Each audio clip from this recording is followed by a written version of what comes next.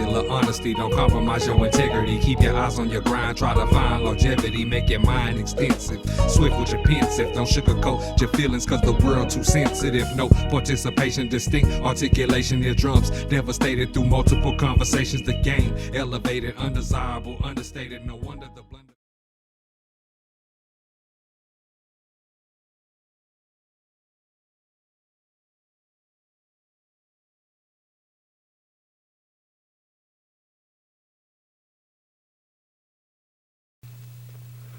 Yeah. Welcome back to Unpopular Honesty, the home of brutal honesty and real hip hop music.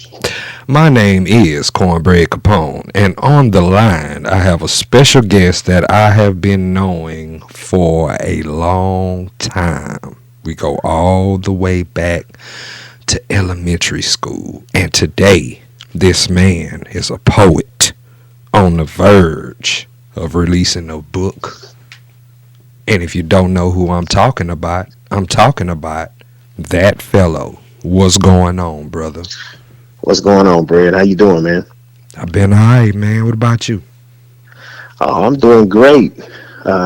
Just started promoting my book today on social media. I've been out at some open mics, um, spitting poetry, promoting my book word of mouth. Right now, my book is in. Actually, it's written. I'm working on cover art. I'm waiting on the cover art to be finished, and for the editing part to be finished. So I think that process is going to take another couple months or so. Get everything lined up. So I'm looking at the summer of 2022 to release that. That's what's up, man. Before we get into the book, man, what tell the people what sparked your interest to get into poetry? That's funny. So I started writing poetry around eighth grade, and just like I guess any other eighth grader, you know, you see a girl you like, you write a little note and say, "Do you like me?" You check the box, yes or no. Well, I wanted to be a little bit clever than that, and really couldn't find the words. Man, I'll be honest, I didn't have much of a mouthpiece, to spit game. So I would write those words. I'd write those words, and it just kind of morphed from there. It grew from there. So all the feelings, all the thoughts that I may have been experiencing as an adolescent, where I couldn't find the words to speak, I was able to find those words in written form. And at one point in time, I toyed around with the idea of being a rapper. And I was like, man, I'm not built like that. I need to know my lane. So I stuck with the poetry thing. And I wrote all the way up until I was about 24, 25 years old. And then I had about a 7-year gap where I didn't write at all. And then I picked the pen back up about 30, 32, 33, and just started to let it flow, man. I had a lot on my mind, a lot on my heart, and I needed to share that. And around that time, I started to share my poetry with some of the people that I was connected with, co-workers, friends, and they enjoyed it. So at that point, I decided to see if I could find a stage and share my poetry and see how everybody else felt about it. And everywhere, one of the things I can tell you is the poetry scene here in Houston. I'm based out of Houston with my poetry. It is very, very welcoming. The poets, man, they open their arms, showing me a lot of love. I remember one of the first open mics, probably actually the third open mic that I went to, I ran into a guy by the name of Black Snow. He was hosting at a place called Bees Wine Bar in Missouri City. And I remember walking in, nobody had their name on the list. I'm still a little skittish about being in front of an audience and reciting my poetry. And I remember walking up to his right hand woman, Neff 007. Yeah, and I was like, hey, put my name like number 6 on the list. I didn't know how many poets was going to show up, but I kind of wanted to get a feel for what everybody was doing. And I remember I ended up going like third that night. And I mean, I rocked the crowd, man. I got a standing ovation. high fives, pats on the back. Hey, you doing doing a great job. And Black Snow ended up inviting me to another spot where he was doing an open mic. It took me a couple months to get there, but once I got there, I performed at that open mic, and then he asked me to do a feature. And this was the fall of the spring of 2019 is when I first met him, and by the fall and winter of 2019, he was asking me to be a feature at his open mic. And then right before COVID, I got to be a part of a tremendous show at the Match Theater in Houston, and we had like 20 poets on that show, and all of them were established. And I was like, it was almost like I was a fish out of water. But they showed a lot of love, and I stood tall on that stage, and I mean, the rest is history. I've been ingrained in the Houston poetry scene for a while, and now I'm trying to expand on that with the book, and trying to expand in doing some other ventures. Well, I have to ask you this: what made you write a book? What made me write a book is, you know, man, I really wanted to reach a variety of demographics. So not everybody comes to the open mics. Not everybody comes to the poetry shows. A lot of my support group is like an hour away. So what's the best way? What's one of the best ways to reach the masses is you put it in print. Plus, I wanted my material to be protected. I needed it to be copyrighted. Because if it is good enough, if it is able to stand the test of time, I need to be able to protect myself. Nobody else put their blood, sweat, and tears into this, and these are my words. And so that was a big thing. And on a secondary note, and probably more importantly, about a month ago, I made a video bringing one of my poems to life called "My Hero." It's about my dad, and I remember when we were shooting the video, my dad has heard that poem before, a recording of it, but he had never heard me do it live. And I remember telling the guy that was producing the video, I was like, "Man, you're about to catch history, and you're gonna help me. You're gonna help me make my hero live forever." And this is another form where my hero is going to live forever. The words to my dad are going to live forever in time. Yeah, and that's real. I saw that video, and that was very, very dope. You are about to hit another demographic of people once I dropped this project called Breademic, which you are a part of. And a reason why I chose to do that is because we all know that rap today does not sound like how it used to sound. A lot of key elements and key components are missing. One of those is like the spoken word, because I love Outkast, and I believe Outkast is probably the best hip hop duo to do it. Arguably, there's an argument behind that, but nonetheless, the reason why I say that is because every album they put out, they kept going higher and higher. And when you listen to the music, it had that poetry up in there. They always threw Big Rube in there somewhere. Yeah. Whether he was at the beginning or the end. I'm sorry to interrupt. If you listen to Andre, a lot of what Andre, like his style, sounds a lot like spoken word anyway. Yeah. He's able to, or he chooses to, put that to music, and and rap. But I listen to him and I'm like, man, this guy he sounds like he can get on the stage and do this, a cappella, no beat, no nothing, and it'll still have the same effect. Yes, sir. I agree. That's why he's on my top 5. Is there anywhere that you're about to be performing in the near future? Not no feature shows right now, but a place, actually two places that I frequent quite often is on Thursdays in Missouri City. There's a place called Sugar's Cajun Cuisine. I'm not sure if it's the same people that has the Sugars in downtown Beaumont or not. Hmm. But Sugar's Cajun Cuisine in Missouri City. That open mic is hosted by Black Snow and Seven the Poet. Seven is actually nationally known. He goes around and does things everywhere. I believe at one point, probably back in 2012 or so, he was featured on Verses and Flows Hmm. on TV1. Right. So he's well established. He's well established. He's from Houston as well. Black Snow is the OG on the scene. Love that guy. They take turns each week hosting, and they'll have a feature poet come in, and we rock that place. Also, another venue is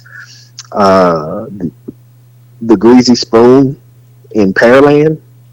It's a soul food restaurant. They have a jazz band come in, and the poets come in and they spit over jazz music. And it was at first it was kind of a weird experience for me because I'd never done that. But by the end of the night, I think I did about 3 or 4 poems. By my third or fourth poem, I was like, okay, I have the rhythm now. I have the understanding. I can change my cadence a little bit and how I deliver the poem. The band work with you very well. We Go Live is the group that hosts at the Greasy Spoon. We Go Live consists of a guy named Scott Free. Courtney Lynn is the first lady of We Go Live, and MC Leroy, Trust the Shooter. They're all a part of We Go Live. Actually, Scott Free is from Beaumont. His name is Robert Bob. Now I think he's from Beaumont. I'm not sure. I'm not sure if he's from PA or not. But when I talked to him, I was like, man, I think we might be kin because I'm kin to some Bobs on my mom's side. But he and I got to chopping it up, and he was like, yeah, I'm from Beaumont too.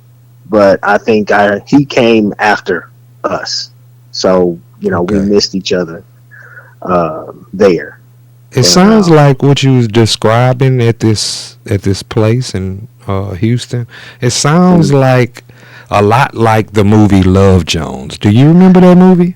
yeah, I remember that movie. That's like I one of rem- my favorite movies. Like as far as like, cause when he got up there, when Lorenz would get up there, they would be a band playing. I'm not mhm. sure if they was playing jazz. That I think it was one part where they was playing jazz, but they was playing music while he was reciting his poetry in that movie. Yeah, it's very very similar. There's not too many venues that do that, Right. which makes it uniquely dope for them. And any poet that decides to go and perform, and any patron that decides to come into the business, some people show up just to eat and realize, oh man, they putting on a show, and it's like, yeah, we putting on a show, Right. and we'll get people that planned on coming in and eating and leaving. They'll stay for an hour, hour and a half, 2 hours, or until the show ends. So, Hmm. but they do that. There's a few other places, at least one other places that I'll go. A guy by the name of L.J. Hamilton. He's affiliated with Juan Poetry. He'll do some open mics. Actually, he doesn't do open mics. He'll do features, and I've featured with him a few times. He's done some feature shows at Taylor's of Houston on South Post Oak. Juan Poetry is another big family, poetry family. They're stationed out of Avant Gardens, which is in Upper Kirby, not too far from the Galleria. I've been there once. That's been a couple of years ago, before the pandemic. But mainly I go to shows with Black Snow and We Go Live as of right now. I was actually a part of the new poetry era um, series of feature shows. I was a part of their first and third show. They're on like volume 5, so I think they've had their fifth show, and it was just this past Sunday. And they have that at the garage. They host that at the garage on Sundays, not every Sunday, but when they do have the show, it's on a Sunday. The garage is in the Heights, and it's actually like a garage, but they do it up very nice, uh, very well decorated, very well put together show. All the organizers are extremely professional. So yeah, it's a if you don't know, man, it's a tremendous experience. Tremendous experience. Everybody that has come uh, from my side on my support system, they've enjoyed themselves immensely. Yeah, I gotta come check that out, man. You know what I'm saying? I feel like I'm missing out on a lot that go on in Houston because I'm here. But I do want to ask you this, because you are a poet. I want to ask, do you feel like there is a demographic of women who feel poetry or appreciate poetry? I'm gonna be honest with you. The majority of the supporters that we have, the majority of the people that's in the crowd for poetry are females. Okay. Okay. And not all my stuff. I do have love poems. Um, the poetry that I enjoy presenting, or is what I call my. It's against the grain. It's social, political is how I describe it, and the. Um, I talk about certain subjects and aspects that are unpopular, but I present it in such a way that it's easily digested. So people will actually sit down and listen. Like I have a piece called Charge, and I wrote it around the time uh, where Black Lives Matter was gaining steam. Right. The young man up in St. Louis, his name escapes me right now, is when the police officers killed that young man up in St. Louis, and he had his hands up. Right. Um, and and I'm looking on my phone, and I'm seeing all the destruction, and I'm understanding that that community and Black America is outraged, at that time. And what I was focused on is, you're upset, but you're tearing up your community. Right. That didn't make sense to me. So I wrote a poem about it, and that was one of the first poems that I performed. It tends to kind of go against the grain because I don't talk about police brutality in there. I talk about accountability and what we're teaching our youth. And if we don't teach our youth, then who's going to teach them? Society's going to teach them, and society's going to teach them the way that they feel is appropriate. And that may not mesh with what the values that we have at home. So, or if your values aren't right at home, you need to face that and make some changes. Because as a people, if we're not teaching our kids an appropriate way, I'm not going to say right or wrong, but an appropriate way of living and or conducting themselves, and this is just a holistic view. I'm not talking about any one specific scenario. They're not going to make the strides. So if you're living, if you're living in the streets, then your chances of having a negative encounter with the police are going to increase. Right. Would you agree? Definitely. Okay. So, you could still wear a suit and tie and go to work every day and still have a negative, interaction with a police officer. But then it goes to another level of how we respond. It's what we call not holding court in the streets. I talk to my children about that. We don't need to hold court in the streets. If you were wrongfully detained, accused, approached, handled, or whatever that is, then we'll take necessary steps to rectify that situation. But we don't want to hold court in the streets, because chances are we hold courts in the street there's only going to be one person telling that story, and that's going to be that police officer. And if you're dead, there ain't no way for you to tell your side of the story. You know, Yeah, and that's so real. some people don't agree with that approach. I know that how my parents taught me was basically not to hold court in the streets. My mom actually worked for the county for well over 20 years. And I had a very clear understanding. Now, my experience dealing with police officers was totally different than some other people's, and I also understand that. So, where I grew up around law enforcement, I also understand that there are people that don't grow up around law enforcement. I kind of got off from what you asked, but getting back to the question that you asked, yeah, man, it's a lot of women. It's a lot of women that frequent these shows. There's actually a lot of dope female poets, out there that we are, affiliated with the same people, and their topics are on point. They have a lot of women empowerment and things like that, but they don't promote the stuff that we're seeing today. Right. They're not. They're not promoting, you know, Three on thought four life. They're not. culture. Yeah, no, they're not promoting none of that stuff. Right. In there, they talk about some of their experiences and how they overcame them and how that made them feel and how they've grown and how they can help.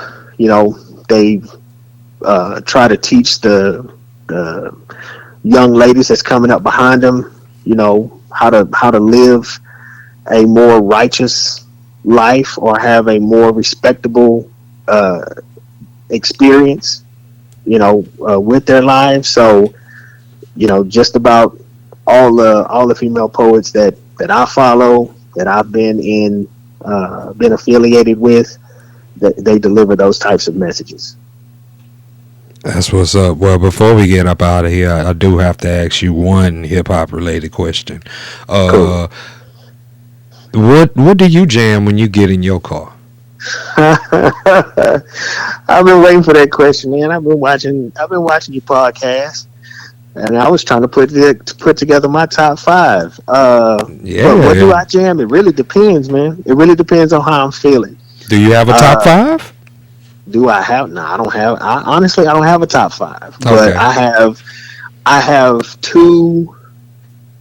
My top two influential um, rappers are Tupac and Scarface. Oh yeah, both of them are in my top five. Yeah, those are my two influential. I will tell you this: say so when I'm sitting down and writing poetry, chances are I'm listening to Erica Badu. I know that's not hip hop, but still, She uh, jamming though. right. But in my truck, man, what I'm jamming, man, I'm jamming Stephen Marley, Damian Marley, Bob Marley on most occasions. And if I'm not jamming that, I'm jamming her. I'm jamming Jasmine Sullivan, some of her stuff. Those, I guess we call them indie pop, Hmm. R&B. I'm listening to a lot of that. And man, and I'm gonna be honest, I have a 15 and a 14-year old. Right. And the funny thing is, when they get in the car, my son is jamming Too Short. Right. He's jamming. Uh, he's jamming Ghetto Boys. The Uh, 90s. That's what he jamming.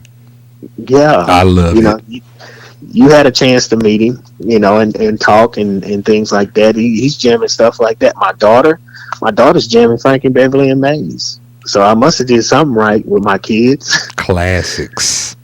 Yeah. So it's a wide variety. Depending on what mood I'm in. I'm either listening to Isaac Brothers, Teddy Pendergrass, Frankie Beverly and Maze, or I'm jamming reggae, or I'm jamming indie pop. And if here lately, if I'm listening to hip hop, man, I'm listening to I'm listening to like Ti. To be honest with you, I don't have a problem with Ti.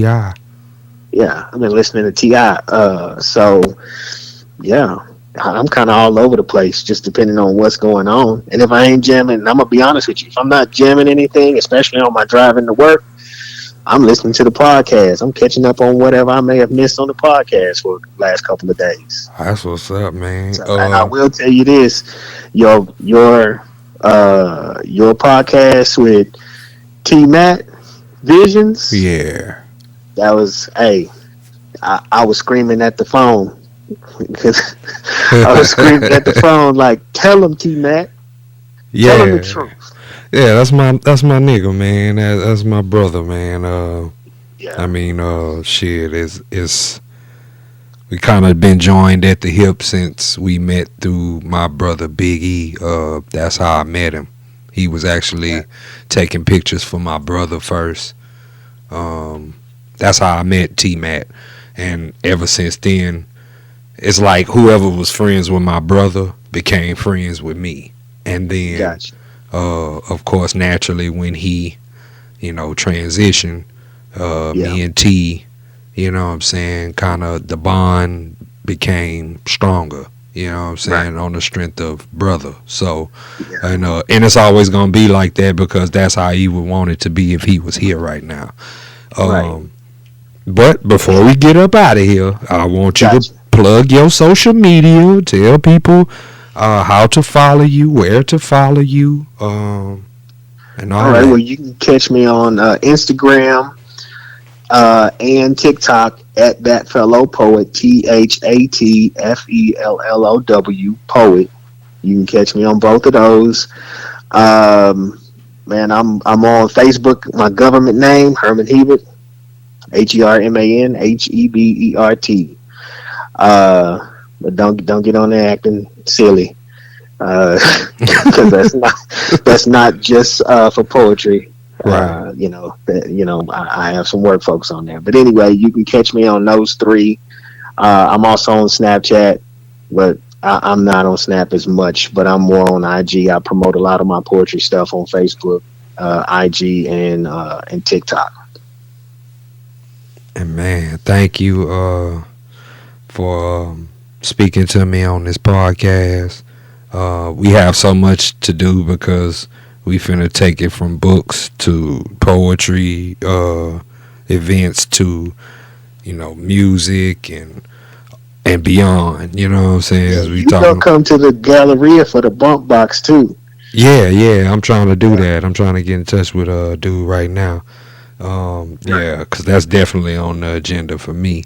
And we got a video to shoot too, man. Because this song gonna be a single, and I'm looking to do that like soon as the record comes back to me mixed and mastered. And Okay. so we finna do a visual for it, and I look forward to that, and I look forward to your book. And also look forward to seeing you live whenever that can transpire. I appreciate you, brother. Hey, I appreciate you too, man. And to everybody out there listening, stay tuned. Performance piece is on its way, summer 2022. Already, man. Well, on behalf of that fellow, I am Cornbread Capone, and this is Unpopular Honesty. Thank you for watching, liking, sharing. Please subscribe, and I'll holler back at you later. Peace and love, y'all.